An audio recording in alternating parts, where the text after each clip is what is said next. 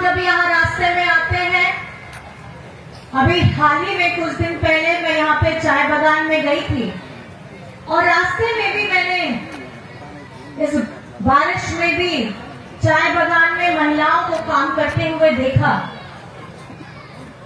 इस बारिश में भी वो अपने परिवार के लिए, अपनों के लिए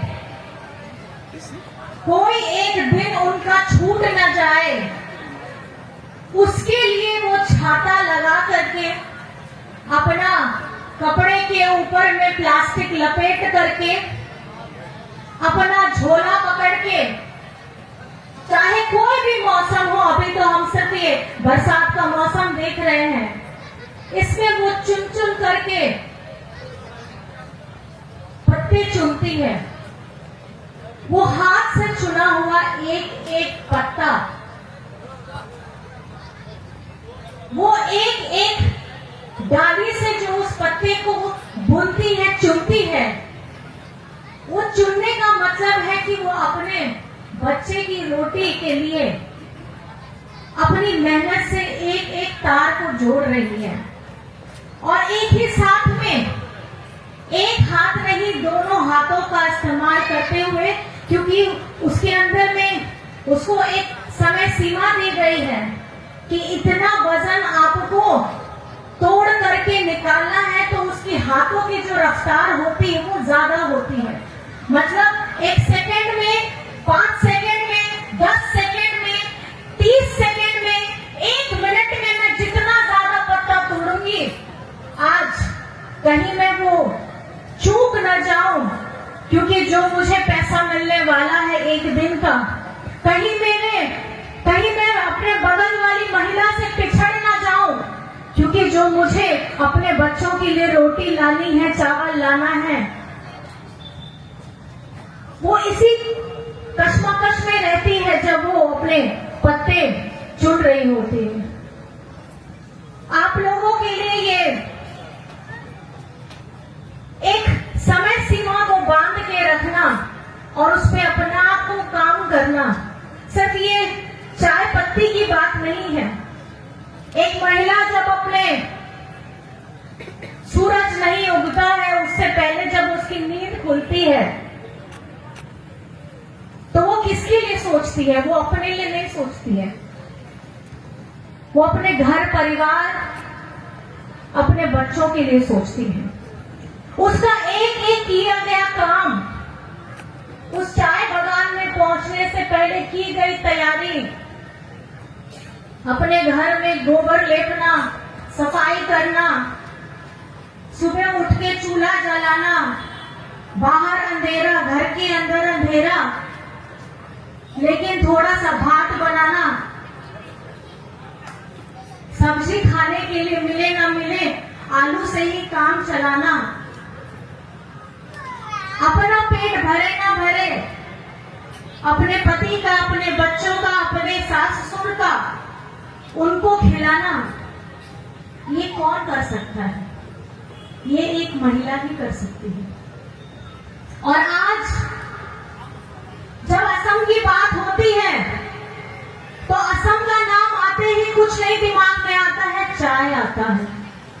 और वो जो चाय हम पीते हैं, पहला घूंट हम अपने गले के अंदर में डालते हैं और जब हम बोलते हैं कि आज की चाय अच्छी बनी है, तो कहीं ना कहीं बागान में घंटों घर उसको चुन करके जिस महिला ने पूरी मेहनत के साथ में अपना पूरा शरीर गलाती है, पसीना में, बरसात में, आंधी में, तूफान में, हमको उनको धन्यवाद देना चाहिए, क्योंकि ये उनके खून और पसीने की कमाई है जो हम एक घूंट में ये कह के बोलते हैं आज चाय अच्छी बनी है।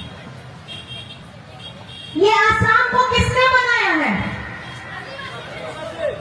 मैं आप ही लोग से पूछना चाहती हूँ, किसने बनाया है? यहाँ के चाय बागानों का एक एक पौधा को अपने हाथों से गड्ढा खोद करके किसने उस पौधे को लगाया है? उस पौधे को, नन्हा सा पौधा को, जब तक वो बड़ा नहीं हो जाता, उसकी पत्तियां जब लेने लायक नहीं हो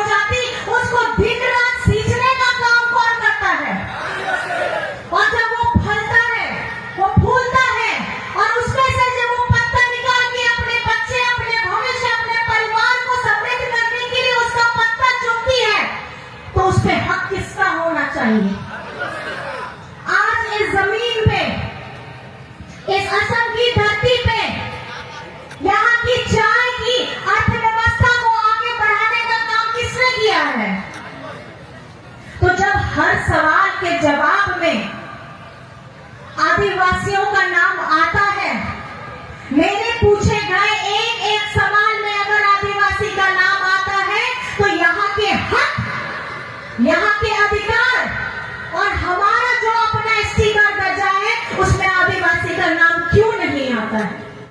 आज हम लोग झारखंड से आए हैं, मैं उड़ीसा की हूँ। मैं जब उड़ीसा में थी मैं आदिवासी हूँ। मैं शादी कर गई, मैं झारखंड आई, मैं आदिवासी हूँ। लेकिन जब हमारे आदिवासी भाई बहन यहाँ बरसों पर पीढ़ियों से रह रहे हैं तो वो अपने आप को आदिवासी क्यों नहीं बोल पा रहे हैं। इसमें गलती किसकी है? हमारी गलती है।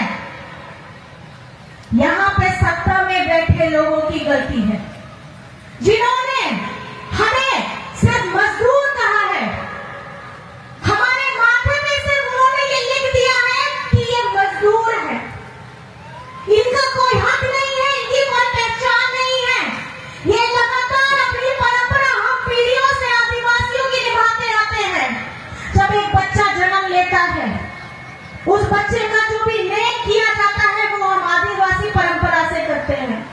वो बच्चा जब बढ़ता है उसे हम सिखाते हैं कि ये हमारा पर्व है, इसको इस तरीके से करना है। उसकी सारी सभ्यता, उसकी परंपरा, उसकी जीवन शैली एक आदिवासी तरीके से होती है। जब वो बच्चा बड़ा होता है, उसकी शादी होती है, हम मड़वा लगा करके हम शादी की तैयारी कराते हैं, हम सारी परंपरा निभाते हैं।